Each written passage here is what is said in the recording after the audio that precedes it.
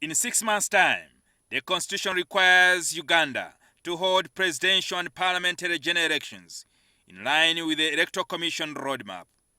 However, it is unclear how campaign and general elections will be held as the country struggles with the COVID-19 pandemic. Recently, a section of lawmakers of the East African Legislative Assembly called for postponement of elections.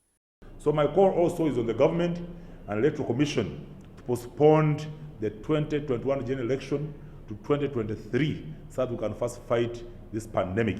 If we divert that money from holding elections, that money can now be used to stimulate the economy.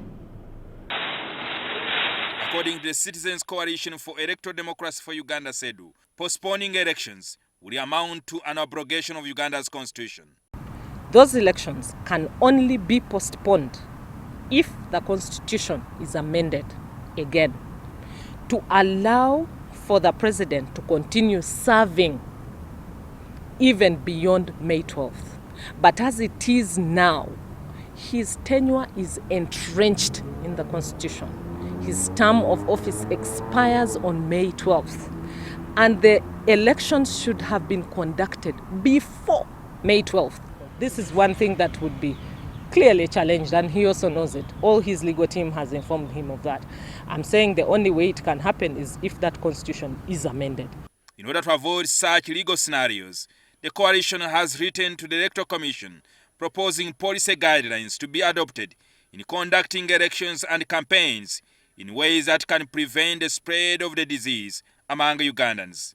But the situation is that there is a disease and you can fall sick, both you the candidate and the voter. We have suggested good suggestions like use of temperature guns, washing hands at the polling stations, keeping a distance, wearing your mask, and developing a voter code of conduct. CEDU is also advocating for the use of technology and multimedia channels of communication during electoral activities to minimize the risk of physical contact among the voters and election officials. So you cannot have a campaign rally where you have 5,000 people. So how are people going to campaign then?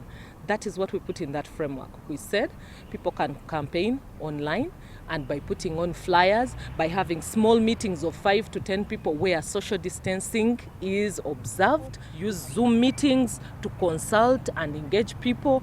However, of the 19 million voters, not many people can afford to access voter information using online platforms and other traditional techniques like radio during their campaigns. How am I going to pay for a radio station that is going to charge me 1 million, 2 million, 5 million, 10 million for airtime?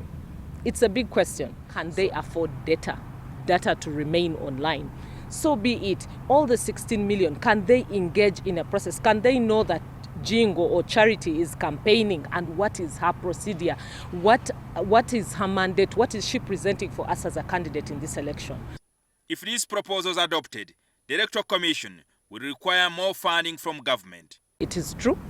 The budget that had been given to them was constrained and it cannot afford to accommodate these new things that are coming. But even the Electoral Commission did not know that COVID was going to come.